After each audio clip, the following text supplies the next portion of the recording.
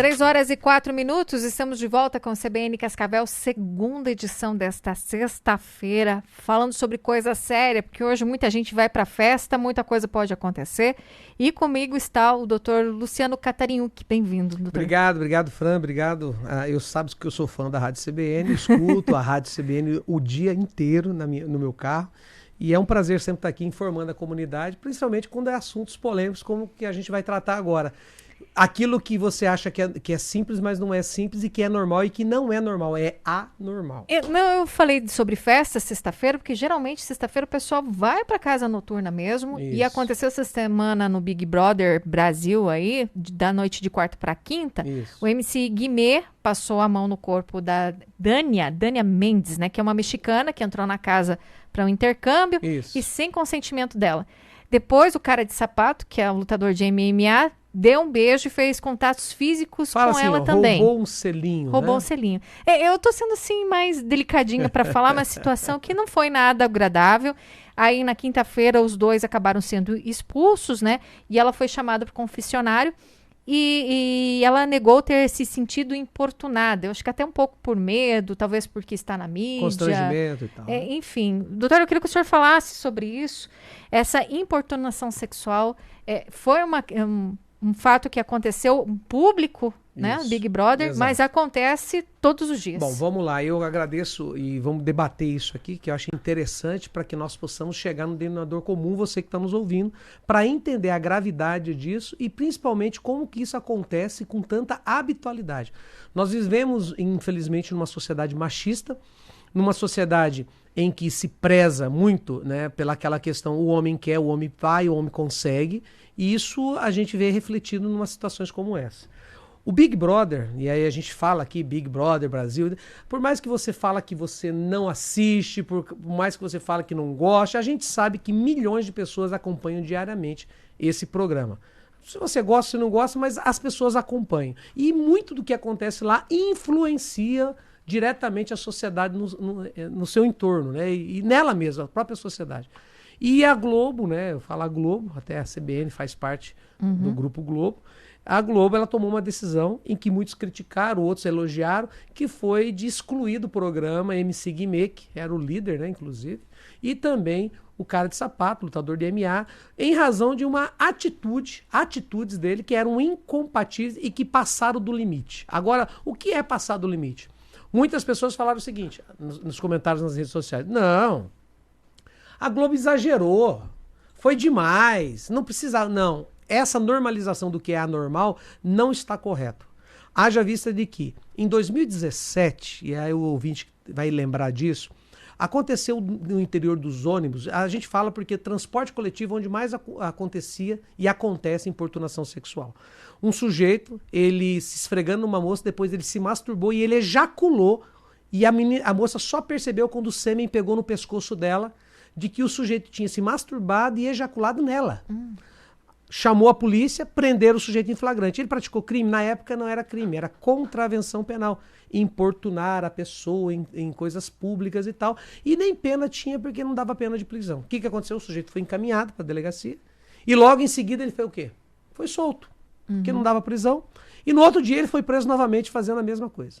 E aí começou uma discussão da necessidade de fazer uma lei para poder justificar, ou melhor, para agravar essa situação, e foi quando a Lei 13.718 de 2018 foi aprovada, e ela inseriu no Código Penal o artigo 215-A, que está lá na parte dos crimes sexuais e tal, chamado importunação sexual, é quando a pessoa, para poder satisfazer seu ato, faz um ato libidinoso contra a pessoa para se satisfazer numa situação específica. A pena é de 1 a 5 anos. Aí mudou de história. Porque de 1 a 5 anos, até 4, como a pena máxima ultrapassa 4 anos, o delegado sequer pode fixar fiança. O delegado, ele prende, lavra, e o juiz que vai arbitrar ou não fiança para conceder ou não liberdade. O que nós vimos ontem? Nós vimos, com a decisão da Globo, falando assim, vocês passaram do ponto. Vocês extrapolaram. E isso tem que ter uma consequência. Nós não podemos. Porque se a Globo passa o pano, como diz, ou faz de conta que aquilo é normal, ia dar um recado que pode ser feito. E aí vem o recado, aí você falou exatamente o que a gente tem que entender. Em tempos de que o homem olha, a mulher é bonita, o rapaz, né, vai numa festa, faz um galanteio, ele acha que a moça deu bola para ele vai lá e passa a mão na moça. Ou tenta roubar um beijo. Isso é importunação sexual. Isso é pena de 1 a 5 anos. Ah, mas ela deu a entender. Não existe isso. O limite do corpo do outro. O não é não. O não é um talvez. Não é não. Por que nós falamos de homem? Porque é mais comum homem. Mulher também pode praticar importunação sexual? Pode. Ou a pessoa é casada, entende o homem é casado, entende mais, a mulher vai lá tentar roubar um beijo do homem. Ela também praticou o crime de importunação sexual. Mas isso não acontece, não acontece, mas a lei prevê para ambos. Não tem o sexo, né? A gente fala, não tem o gênero. É a questão da importunação sexual. Então, quando traz essa discussão à baila, é o que a gente está fazendo aqui, um programa um reality show, traz para nós uma necessidade de discutir algo que é real e que acontece. E o que nós estamos fazendo para isso? O que a sociedade está fazendo para isso? Normalizando? Porque daí vem os machões, né, os homens. Não, mas isso aí foi um exagero. Onde já se viu isso? Não. Nós estamos tendo que evoluir como sociedade. Isso que aconteceu é um exemplo de que acontece todos os dias. O sujeito olha a pessoa, deseja a pessoa e acha no direito de passar. Ah, ela estava usando um shorts curto e olhando para mim. E aí? O que tem uma coisa a ver? A justificativa sempre Como assim? Eu sou homem. Eu sou. Ah, ela que deu a entender. Isso não existe. É o limite do corpo do outro, o limite do corpo do homem, o limite do corpo da mulher. Não é não. Não é talvez ou quem sabe. A gente viu agora recentemente o Daniel Alves. Ela foi consentida. Não foi. Tanto que ele está preso. O Robinho lá, que está agora, não sei extraditado, mas tem que cumprir a pena, a mesma coisa. E esses são casos que são polêmicos, que geram uma mídia, porque são pessoas... E o seu João, a dona Maria, o seu Pedro, a Mariana, o Joaquim, o Matheus, essas pessoas que são desconhecidas e que acontecem. Faculdade, a pessoa está ali, vai nessas festas de faculdade que tem muito. A pessoa se acha no direito daí de roubar um beijo, porque a mina tá boa. Mas eu tava... E aí a desculpa. É que eu estava embriagado. Isso não justifica. Isso até potencializa o crime. Isso é verdade. Até o Alface, que é outra pessoa que está lá dentro, lembrou, né, o Guimê que ele era casado. Eu acho que até para tentar amenizar essa situação. Não, e as redes sociais foram mais terríveis ainda que o Guimê. Porque assim, o que aconteceu ali? Houve um lixamento moral, né? Moralmente saíram denegridos ambos. E aí teve a situação da Alexa, né? Acho que é Alexa, o nome da mulher dele. Inclusive vi diversas... Porque isso viralizou, né? Diversas manifestações na rede social dela com vergonha. Ela não sabia o que ia ser do cara. Quer dizer, olha o tamanho do que o cara criou para dentro da casa dele. Mas o que eu tô dizendo é o seguinte, a pessoa que tá lá dentro desses reality, ele esquece que tá sendo filmado. E o que acontece onde não é filmado? Porque ele só revela o caráter, só revela aquilo que é comum. Né? E eu vi aquela questão de gente tentando normalizar o anormal. Normalizar o crime. Dizer que aquilo é uma conduta, não, era uma brincadeira. Negativo. Isso é crime, importunação sexual. Está previsto no Código Penal, 215A, pena de 1 a 5 anos. Se você praticar... E eu falo, homem ou mulher, mas mais são as mulheres que são vítimas disso. No transporte coletivo, dentro de um carro de aplicativo, dentro de um ônibus, dentro de uma viagem de linha lá, o cara pega para ir para Curitiba, senta um cara do lado, o cara passa a mão. Importunação sexual, isso não é estupro, né? Estupro é diferente, é outra circunstância do 213, que daí sim pode ter, não precisa ter a conjunção, mas tem que ter um ato libidinoso mais forçado, né? Passar a mão, esfregar e tal. É uma interpretação que é muito tênue também, né? Entre o sujeito passado uma importunação sexual para um crime de estupro, que necessariamente com a mudança da lei não precisa ter penetração, né? Pênis e vagina não precisa. O estupro pode se caracterizar sem haver a penetração, que é uma outra agravante, e as penas são altas. Lembrando de que estupro, além de ser crime hediondo, tem 2 castigos. O castigo da lei por ser severa e o castigo dentro do castigo, porque a própria massa carcerária não aceita, não admite estuprador. O cara tá lá, o cara matou 4, 5 pessoas, matou pra roubar, deu 50 tiros, eu falo assim, decepou a cabeça, enterrou o corpo, mas ele não aceita estuprador. Ele tá lá no meio da massa, mas o estuprador não pode entrar. Doutor, falando sobre estupro também, importunação, tem uma pergunta aqui referente E até engraçado, porque talvez seja um apelo de socorro também. Sim.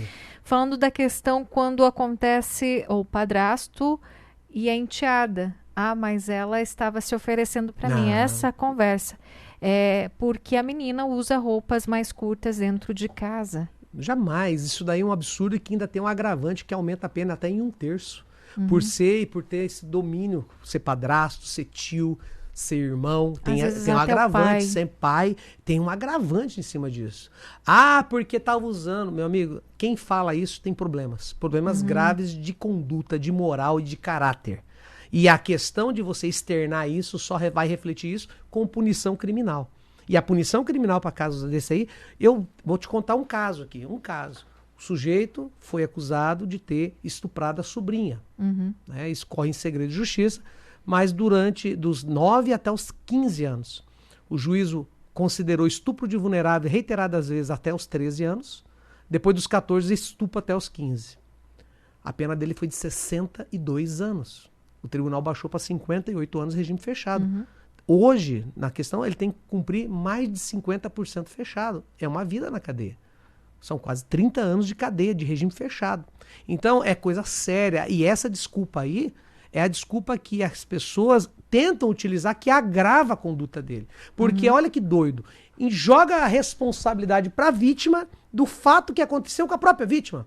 Tanto que se você vê, nesse caso específico do Big Brother, a mulher lá entrou em desespero, que ela chorando que ela achava que a culpa era dela. Até o próprio apresentador deve dizer, não, a culpa não é sua, você é vítima. Não é pelo que você falou, é pelo que a gente viu e decidiu.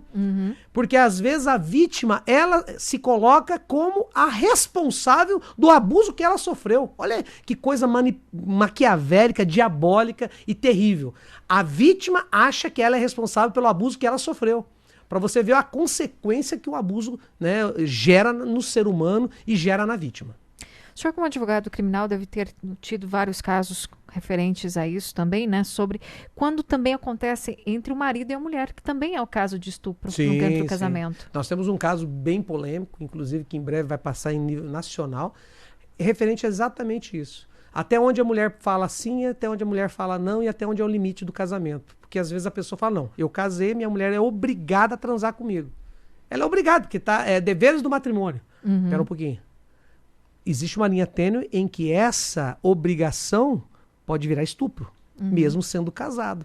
Quando a mulher fala não e o marido abusa sexualmente dela, com violência, porque ela é minha mulher, isso também é estupro. Porque o não da mulher tem que ser respeitado. Não é não. O marido não adianta. Ela falou não, mas ela é minha mulher, eu tô casado. Não é assim. Isso não existe mais. Essa cultura não é mais compatível com a lei e com a legislação. Então, é uma questão de mudança e eu quero ir além, tá? Se você me permite. Fica à vontade. Você que está me ouvindo, você, ouvinte que está nos assistindo pelas redes sociais também, isso tem que começar a educação em casa. Você que é pai de menino, você tem que ensinar os limites para o menino. A menina, o menino, eu sou pai de menina. E falo para ela como que tem que respeitar e como que tem que manter o respeito do outro. Né? Inclusive, até numa entrevista que eu dei, foi falado até, filha de uma pessoa famosa, disse que os amiguinhos seguraram a criança de 11 anos, seguraram para o menino dar um selinho. Isso não pode ser considerado normal, isso tem que ser ensinado em casa. Tem que ter limite. Os limites têm que ser respeitados. E isso quem dá limite, quem ensina o menino é o pai, é a mãe, desde pequeno, 6 anos, 7 anos, 9 anos, 11 anos. E não é achar bonito, meu filho é isso, meu filho é aquilo. Não, você está induzindo seu filho a ser um futuro abusador se você não ensinar os limites de respeitar o limite do outro. Né? O limite dele e o limite do outro. A gente vê o bullying, né, que agora está em moda, né? No passado isso era comum, brincadeira. É só brincadeira. Foi sem querer. Não, isso é bullying, quando você faz alguma situação para denigrir, para menosprezar o outro na escola e tal, isso é bullying, isso tem punição. E a mesma coisa nessas questões de importunação sexual. Começa com brincadeirinha, foi sem querer, eu não quis dar um tapa na bunda. Isso é importunação. Foi sem querer, foi brincadeira, isso é crime. E aí eu falo para adolescente, aí eu falo para jovem, eu falo para adulto, eu falo para senhor. Cuidado, porque você pode ser processado criminalmente por uma brincadeirinha, porque esse tipo de coisa a legislação não permite mais. E a gente vê muito criança fazendo isso também, achando que é normal. E porque ela replica o que ela vê. Por isso que eu falo que a responsabilidade são dos pais dentro de casa. Né? As escolas têm sofrido com isso porque os pais não dão limites. Acham normal, acham bonito, dá risada. Ou ela vê fazendo. Ou vê o pai fazendo, ou vê um tio fazendo, ou vê a mãe fazendo, não sei. Né? Achando que aquilo é normal. Sensualiza hoje crianças com 11 anos sensualizadas. Da onde que veio essa sensualização? É da televisão? É da exposição a um filme tal? Ou é a própria mãe que acha bonita e se espelha na criança e se projeta na criança e permite que a criança anda com aquele tipo de roupa, escuta aquele tipo de música? A criança tem informação. Por isso que é a responsabilidade. E aí a gente vai criar os adolescentes e os jovens que estão aí se perdendo, né? E muitas vezes os pais acham bonitinho quando a criança é pequenininha. Ai, bonitinho. Mas né? é assim que começa, né? Só tá brincando. Só tá brincando. São os limites. Ensinar princípios e valores começa em casa.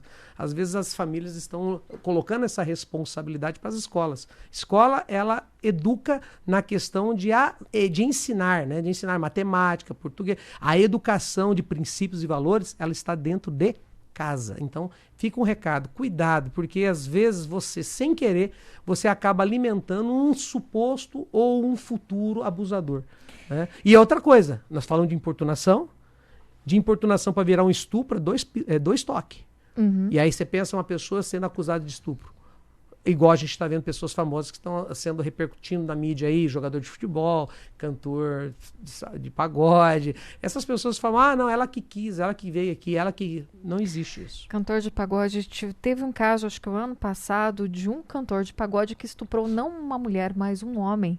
Olha só. Chegou à mídia que esse cantor teria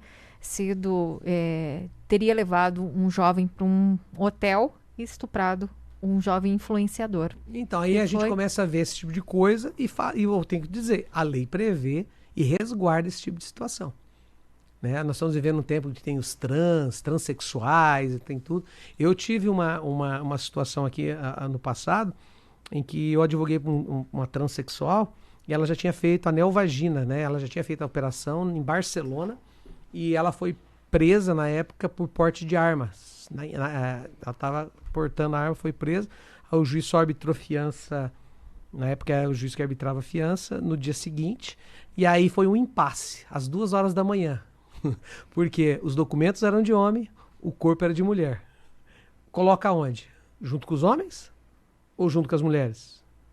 E eu até expliquei as condições. Olha que coisa mais maluca. Foi a primeira alteração de nome que aconteceu em Cascavel. Fui eu que fiz depois ainda, inclusive, né? E eu sou criminalista para essa situação. Aí eu falei exatamente na época para carceragem, né? Isso faz mais de 10 anos, né? Eu acho que faz mais de 10 anos. Eu falei o seguinte, olha, se vocês colocarem, porque ela se identifica como mulher, ela tem o corpo já formatado por causa da cirurgia feminino.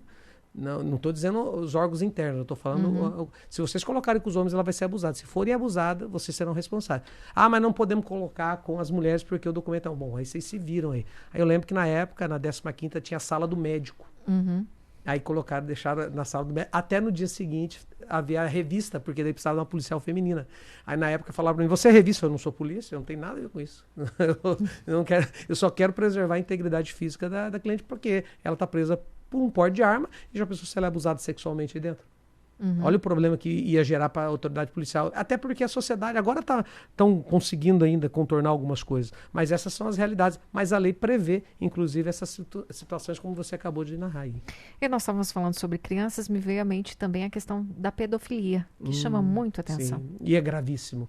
Inclusive, só para você ter ideia, quem armazena, né, pornografia infantil no computador, né, guarda em HD, salva, compartilha, responde por crimes pesados. A gente vê várias operações da Polícia Federal que consegue pegar isso tudo dentro das nuvens, inclusive, né? Eu já atendi gente que desesperada porque a nuvem foi bloqueada, foi identificada e agora é só esperar a Polícia Federal bater em casa. Porque isso é gravíssimo, isso é um transtorno que muita gente fala que é doença, mas é um transtorno psicológico que leva a pessoa a praticar crime, e ela tem que ser punida criminalmente. E ela porque a legislação ela é pesada nesse sentido, com penas severas. Porque a da pedofilia, apenas de olhar, pode gerar da pedofilia do que? De pessoas que você alimenta olhando a pornografia, fazerem com crianças para vender essa pornografia. Aí você começa a incentivar o estupro de crianças. Porque a pessoa que consome pornografia infantil, ele incentiva de forma direta e indireta o quê? O abuso infantil, o abuso da criança, o abuso sexual de alguém que vai lá. Coisas absurdas que aconteceu agora. Uma cuidadora, né, uma babá, em que pegava uma criança de 5 ou 6 anos e levava pro namorado estuprar. É uma coisa assim. Aí ela falando, ó, você vai poder ejacular na cara dela. Umas coisas assim de conversa dentro do próprio celular que foi pego, tanto que agora foram processados e foram denunciados. Então, quando eu vejo esse tipo de coisa, eu começo a ver que a nossa sociedade cada vez afunda mais. A legislação ela tem agravado mais, mas a perversão sexual, essa perversidade que a gente vê, ela chegou num nível que é complicado. A lei, ela existe. As pessoas mesmo assim não respondem e tem que estar ciente. Cuidado, porque um passo é um tapa na bunda, roubar um selinho, daqui a pouco é um estupro, daqui a pouco é um abuso sexual de criança e assim vai. O estupro e a pedofilia, o crime é o mesmo? Não, são crimes distintos, né? Existe o estupro e aí existe o agravante do estupro do menor de 14 anos, né? A gente viu uma situação agora, que está em todas as redes sociais e também na mídia, daquela menina que conversou com um sujeito por TikTok de 12 anos e ela saiu do Rio de Janeiro e foi para o Maranhão. O cara veio buscar ela, o cara é um açougueiro, pegou 12 anos é criança. É criança, é estupro. Agora estão fazendo os exames para ver se ele teve conjunção carnal com ela, se teve alguma coisa para apurar se ele também vai responder. Ele está preso por estupro de vulnerável, 213A. E a pena é altíssima. Pode chegar aí a 12, 13 anos, a pena mínima. E aí, reiterada vez, vai aumentando a pena, né? E aí, mais a pedofilia, que aí se ele compartilhou, se ele armazenou alguma coisa nesse sentido. Arquivos e tal. Uma vez eu entrevistei a policial civil, que era militar, também era da Interpol, a Tânia Guerreiro, que ela é envolvida em casos de pedofilia. Ela dizia que em menos de 2 horas, o pedófilo, quando saía da prisão, ele acabava sendo preso de novo pelo mesmo crime. O estuprador também tem esse mesmo perfil? Alguns países têm a castração química, que é para evitar que ele tenha essa nova situação aí. O correto não é só a cadeia, mas é um tratamento para poder... Eu tive um problema de um processo, eu não posso, é questão de segredo de justiça, mas não conseguia liberar ele da execução de pena, porque os exames que faziam dele era de cada 3 em 3 meses, então ele já tinha direito para estar no regime aberto, e não liberava ele do fechado porque dizia que ele tinha um perfil, aí lógico, isso fundamentado em laudos, de que se ele sendo solto, ele voltaria a praticar o crime de pedofilia, ou seja, de estuprar crianças e assim por diante. Porque ele tinha na consciência dele, no íntimo dele, já era um senhor, de que mesmo que seja criança, mas desde que ele pague, ele poderia fazer a prática de ato sexual, o ato libidinoso com a criança, porque ele estava pagando e ela estava vendendo o corpo, então ele tinha direito. E isso ficava muito nas entrelinhas, né, do exame, né, que fazia o exame, eles chamam lá de criminológico, antes da pessoa ser colocada em liberdade, se manifestava favorável ou contrário à progressão de regime, e essa circunstância aparecia muito claramente nos exames deles. E aí o juiz negava e ia mantendo ele preso. Só que não existe prisão perpétua. Então chegou uma hora em que ele foi posto em liberdade. Agora, qual é o risco disso? E a pergunta é, a legislação brasileira, ela acompanha o criminoso depois que ele sai? Infelizmente não. Não acompanha. Só sabe depois, se ele for preso de novo, vai olhar o antecedente dele na certidão negativa, já foi condenado e foi preso por estupro. Foi preso novamente por estupro, mas não tem um acompanhamento. Dizem que nos Estados Unidos, eu falo que dizem porque eu ouvi um colega comentando, mas eu nunca vi. Existe lá como se fosse uma ficha negra, quando o cara ele tem aquilo lá e ele é acompanhado por um bom tempo, mesmo depois de solto. Agora a gente não tem estrutura, né? Não. Essa é uma verdade. Você fala da tornozeleira eletrônica, né? A tornozeleira eletrônica é um dispositivo que a justiça criou para poder fazer com que acompanhe ele, né, ou através do monitoramento eletrônico, se o sujeito tá ou não tá dentro daquela área ali, se saiu. Tá, e aí o cara arrebenta a tornozeleira. O que acontece? Bom, até chegar lá e tal, aí nos Estados Unidos eles comparam, a polícia chega já imediatamente. Aqui vai ser informado o juiz, daqui uma semana, aí vai notificar o cara para ver se realmente o que aconteceu, o cara já tá no outro lado do país, no outro país já. Às vezes a tornozeleira tá até no cachorro, né? Exato. Ou embrulhada num papel de alumínio. Doutor Catarino, o que eu agradeço a sua presença aqui na CBN, Obrigado, trazendo mais esclarecimentos, espero mais vezes, porque esse assunto ainda é longo, tem muita coisa ainda para a gente debater. A Polícia Civil, no caso do Guimê e do cara de sapato, já instaurou um inquérito, os dois já saíram da casa e vão ter que responder agora. Isso. Eles vão dar as explicações dele, vai tentar falar que não teve dolo, que tinham bebido um pouco na festa, que foi consentido. Ele vai apresentar a versão dele ali e a polícia vai fazer o quê? A investigação. É um inquérito que é inquisitorial e depois relatar, mandar para o Ministério Público. O Ministério Público vai entender se aquela conduta, aquele comportamento, naquele momento, naquele ambiente, ele se encaixa com a lei de importunação sexual, que é o artigo 215-A, e se denunciar, eles vão responder o processo de 1 a 5 anos a pena. Tem ouvinte me perguntando aqui quem foi o cantor no pagodeiro, né? Que foi o Anderson Leonardo, que é vocalista do Molejo. Já tem um ano esse caso já. Uhum. Ele estuprou o MC Marlon de 21 anos. Esse caso aconteceu no dia 3 de fevereiro de 2021. Uhum. História aí, né, de famosos. E esses são os que a gente crimes. Fica sabendo porque isso dá polêmica, porque o cara é conhecido, né? Uhum. Mas e quantos outros casos que acontecem nas periferias de todas as cidades aí? Né? Que muitas vezes não chega nem o conhecimento, a pessoa tem medo de denunciar. O meu conselho, você mulher, eu falo mais mulher, homem ou mulher, mas muito mais as mulheres, né? A gente fala muito de importunação sexual dentro do transporte coletivo, a gente vê direto fazendo reportagens aí, mas denuncie.